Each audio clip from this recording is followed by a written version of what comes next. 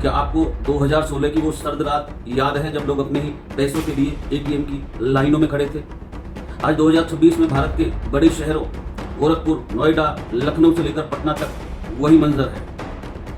दोबारा वही हमें पुनरावृत्ति होती दिख रही है। फर्क बस इतना है कि इस बार जेब में पैसे तो हैं, पर रसोई में आग जलाने के लिए गैस नहीं है। इसे लोग नोटबंदी तो कह रहे हैं, एजेंसियां कहती हैं स्टॉक खत्म है, लेकिन जब क्या वाकई में स्टॉक खत्म है या यह किसी बड़े खेल की एक शुरुआत है? एक मैंने वीडियो देखा, उसमें साफ दिख रहा है कि लोग सुबह 4 बजे से खाली सिलेंडर लेकर लाइन में खड़े हैं और वही सड़कों पर सो रहे हैं। सिस्टम आज इतना लाचार हो चुका है कि एक हफ्ते की सप्लाई रुकने पर पूरी व्यवस्था चरमरा गई। लेकिन यहाँ एक ऐसा कड़वा सच और भी है जिसको जानना दुनिया को, हमारे देश को बहुत आवश्यक है। वो है कालाबाजारी।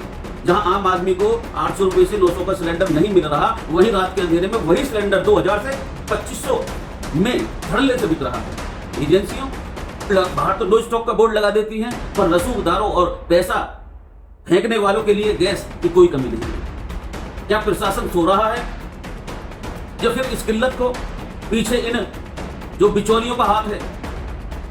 एक तरफ हम 5G और डिजिटल इंडिया का ढोल पीट रहे हैं, दूसरी तरफ लखनऊ और अयोध्या जैसे आधुनिक शहरों में लोग वापस मिट्टी के चूल्हों पर खाना बनाने के लिए मजबूर हैं। जिस राम रसोई में हजारों भक्तों का पेट भरता था, आज वहां सिलेंडर न होने की वजह से ताला लग गया है। जैसे कोई सिलेंडर की कमी नहीं है, ये हमारे उस विकास के दावों पर सख्त एक बहुत बड़ा सवाल है, निशान है। क्या हम इतने भी आत्मनिर्भर नहीं हुए कि एक हफ्ते का बैकअप रख सकें ऊर्जा का? अक्सर हमें लगता है कि दूसरे देशों में हो रहे युद्ध से हमारा क्या लेना देना, लेकिन आज अपनी ही ठंडी पड़ी रसोई का सीधा संबंध ईरान और इजराइल के बीच चल रही मिसाइलों से है। ये कैसा दृश्य हम देख रहे हैं? भारत अपनी जरूरत का 60% एलपीजी समंदर के रास्ते मंगाता है।